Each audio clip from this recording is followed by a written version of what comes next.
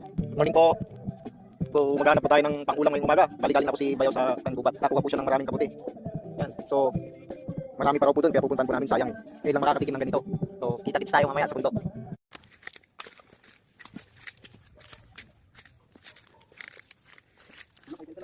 Meron yung tumpok-tumpok yun.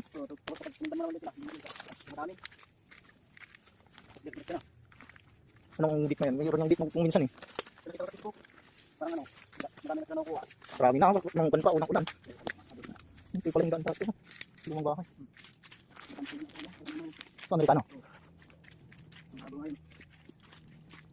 Nabalatan na po. Puwerto. Dito dati. Nangunguha ng mga panyakan. Tapos kinalakal na rin. May pumapasok ng motor dito dati. Sa taas niya daw dati nakakuha rin ako ng kabuti. Tapos ng kubo-kubo. Ng isang bahay. Nag-upisa dito sa baba nito. Ay ito, suwain niya. Mayroon dito, dalawa. Oo. Mayroon dito. Uy, mayroon. Ano?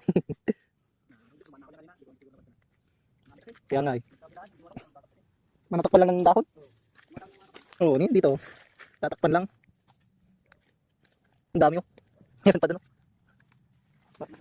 Kaya nga eh. Dami.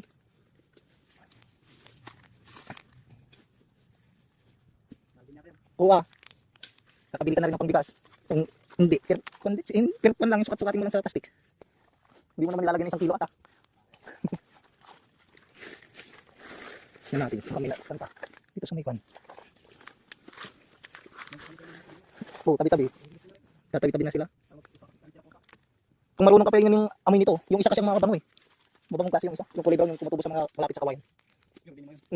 Yun, maliliit pa lang, hindi pa bumubuka. Pero pag kinuha mo ng gabi, tapos pag kinumagahan nun, bumubuka na yan. Oh, yung kulay brown ng ulo. Nagpapang siya. Meron pa dito. Takpan lang ng dahon. Ganda kasi yung kanya dito. Oh, kapo eh. May mga pasira na. May mga pasira na. Oh, dami nang nasira. Sayang. Sayang yung puno, pwede pa yan.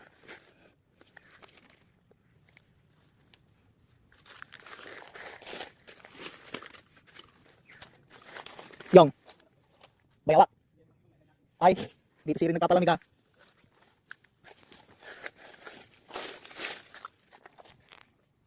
Oh, meron ulit. Yan. Halos papatay na. Hindi ka na kain ng huli. Yun. Pero okay pa yan. Ito yung puno niya.